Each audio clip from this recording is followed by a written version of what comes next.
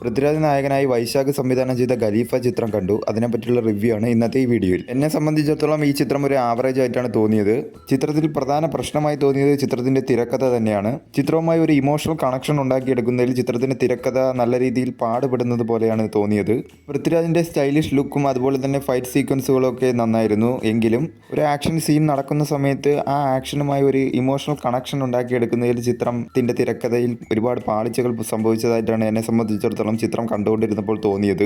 ലാലേട്ടൻ്റെ ഒരു cameo appearance കൊണ്ടുവന്ന് ചിത്രത്തെ ഒന്ന് എലിവേറ്റ് ചെയ്യാൻ ശ്രമിച്ചെങ്കിലും മൊത്തത്തിൽ ചിത്രം എനിക്കൊരു ആവറേജ് അനുഭവമായിട്ടാണ് തോന്നിയത്. പൃഥ്വിരാജിൻ്റെ സ്റ്റൈലിഷ് ലുക്കും അതുപോലെ തന്നെ ആറ്റിറ്റ്യൂഡും ഒക്കെ നന്നായിരുന്നു. ജേക്സ് വിജയുടെ സംഗീതം, പാട്ടുകളൊക്കെ ഒരു ആവറേജ് ആയിട്ടാണ് തോന്നിയെങ്കിലും BGM ഒക്കെ ചിലയിടങ്ങളിൽ നന്നായിരുന്നു. രജി പണിക്കർ നന്നായി തന്നെ തൻ്റെ റോൾ ചെയ്തിട്ടുണ്ട്. അതുപോലെ തന്നെ ഇന്ദ്രൻസ്, അദ്ദേഹത്തിൻ്റെ റോൾ നന്നായി തന്നെ ചെയ്തിട്ടുണ്ട്.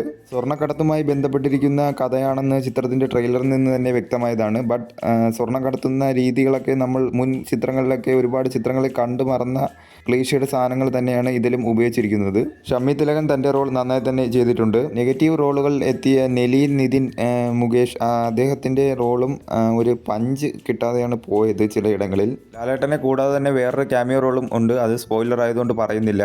അതും ഓക്കെ ആയിട്ടാണ് തോന്നിയത്. മൊത്തത്തിൽ ഒരു ആവറേജ്, ഒരു വാച്ചബിൾ ഫ്ലിക്കായിട്ടാണ് തോന്നിയത് ഖലീഫ.